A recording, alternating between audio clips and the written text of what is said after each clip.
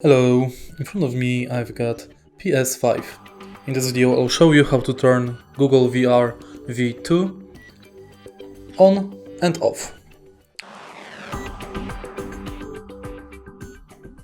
As you can see right now, the goggles are off.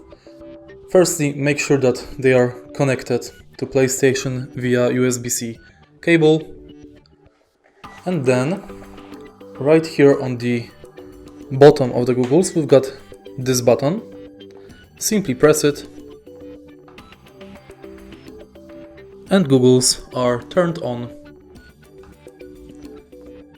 To turn it off, again press this button.